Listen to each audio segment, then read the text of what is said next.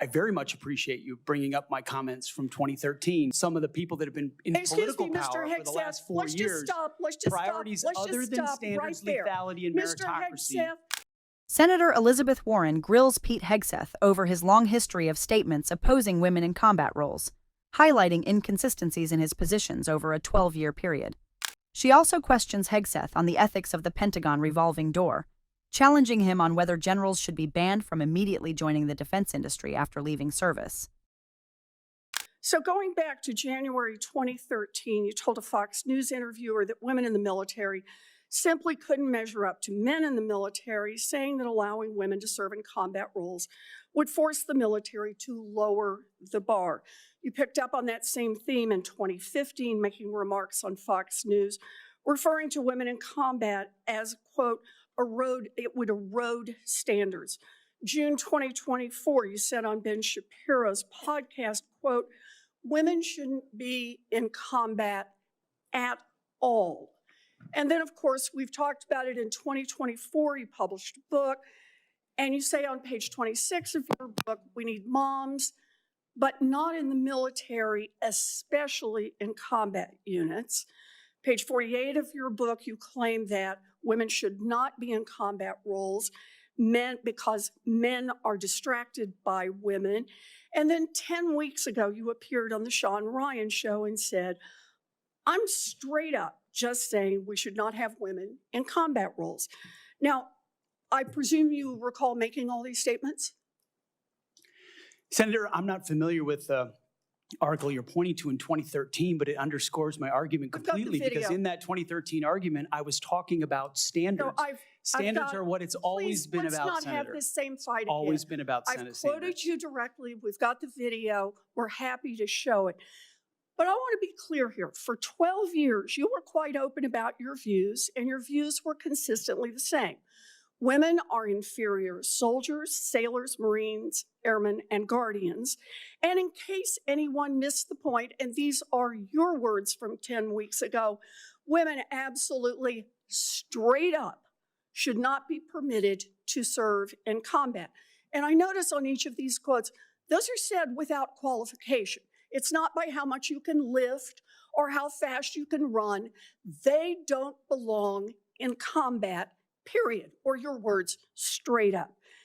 And then on November 9th, 2024, just 32 days after your last public comment saying that women absolutely should not be in combat, you declared that, quote, some of our greatest warriors are women, and you support having them serve in combat. Now, that is a very, very big about face in a very, very short period of time.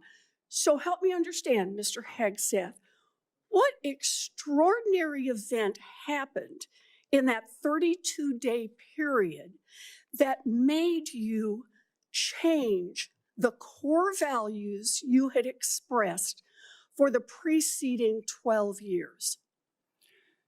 Senator, again, I very much appreciate you bringing up my comments from 2013, because for me, this issue has always been about standards. And unfortunately, because of some of the people that have been in political power for the last 4 years, priorities other than standards, lethality, and meritocracy have driven decision-making. I'm quoting you from the podcast. Women shouldn't be in combat at all. Where is the reference to standards, that they should be there if they can carry, if they can run? I don't see that at all, Mr. Hegseth. What I see is that there's a 32-day period in which you suddenly have another description about your views of women in the military. And I just want to know, what changed in the 32 days that the song you sang is not the song you come in here today to sing? Senator, the concerns I have, and the concerns that many have had, especially in ground combat units, is that in pursuit of certain percentages or quotas, standards have been changed. And that makes the combat more difficult for everybody involved. Let me make a suggestion about what happened in that 32 days. You got a nomination from President Trump. Now, I've heard of deathbed conversions, but this is the first time I've heard of a nomination conversion. And I hope you understand that many women serving in the military right now might think that if you can convert so rapidly your long-held and aggressively pursued views in just 32 days, that 32 days after you get confirmed, maybe you'll just reverse those views and go back to the old guy who said straight up, women do not belong in combat. Now, Mr. Hegseth, you have written that after they retire, generals should be banned from working for the defense industry for 10 years. You and I agree on the corrosive effects of the revolving door between the Pentagon and defense contractors. It's something I would have liked to talk with you about if you'd come and been willing to visit with me. But the question I have for you on this is, will you put your money where your mouth is and agree that when you leave this job, you will not work for the defense industry for 10 years? Senator, it's not even a question I've thought about because You can it's think not about one it right that, now. it's not one, my motivation for this job I has understand never that. I been just about need what a could yes or no conceivably here. come next. Time is short. I just need a yes or no. I would consult with the president about what the policy should In be at the Defense other Department. words, you're quite sure that every general who serves should not go directly into the defense industry for 10 years. But you're not willing to make that same pledge? I'm not a general, Senator. You'll be the one, let us just be clear, in charge of the generals. So you're saying sauce for the goose, but certainly not sauce for the gander? I would want to see what the policy of the Oh, president I'll is. bet you Thank- would. This hearing segment underscores profound concerns about the treatment of women in the U.S. military, ethical standards for leadership, and accountability in defense policy. Senator Elizabeth Warren systematically reviews Pete Hegseth's public statements spanning over a decade, from 2013 to 2024, in which he repeatedly argued that women should not serve in combat roles, citing concerns that their presence would erode standards or distract men. Warren meticulously points out that these remarks were made without qualification or reference to individual performance, painting women as inherently less capable. She emphasizes that Hegseth's statements were not abstract.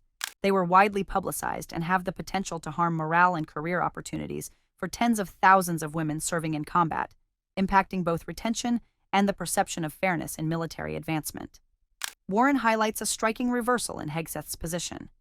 Just 32 days after publicly stating that women should not serve in combat, he acknowledged their contributions as some of the military's greatest warriors. She frames this abrupt shift as a nomination conversion, suggesting that political circumstances, rather than a reassessment of standards, may have influenced his newfound support for women in combat. This raises serious questions about consistency, judgment, and whether service members can trust the statements of those who would lead the Department of Defense. Hegseth attempts to justify his prior comments as being solely about maintaining standards, but Warren presses that his statements historically lacked that nuance. This highlights the delicate balance between upholding operational readiness and ensuring fairness and equality for all service members, regardless of gender. The hearing then pivots to the ethics of post-service employment in the defense sector.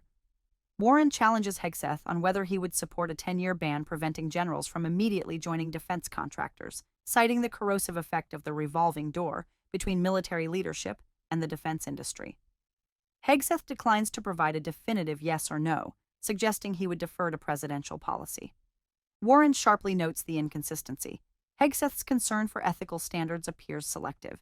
He advocates strict rules for generals, but does not commit to applying the same ethical framework for himself as the Pentagon's civilian leader.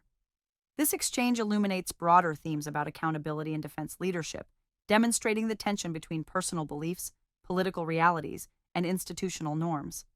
The hearing also underscores the tangible impact of public statements on service members. Women currently serving in combat roles may face uncertainty or discouragement if leadership questions their capabilities based on broad stereotypes. Similarly, perceived favoritism, inconsistent standards, or ethical ambiguity regarding post-service employment can erode trust in military institutions. Warren's questioning emphasizes that ethical leadership is not just about intent. It is about transparency, consistency, and the consequences of decisions and statements on morale, trust, and operational effectiveness. Finally, the segment reinforces the importance of rigorous scrutiny for any nominee to lead the Department of Defense. A Secretary of Defense must navigate complex issues of operational standards, gender equity, ethical conduct, and adherence to the law while maintaining public confidence. Hegseth's answers, juxtaposed against his historical statements, illustrate potential challenges in aligning personal beliefs with institutional responsibilities. This exchange serves as a critical reminder that the credibility and effectiveness of military leadership are deeply tied to clarity, fairness, and a demonstrated commitment to uphold both standards and values across the force.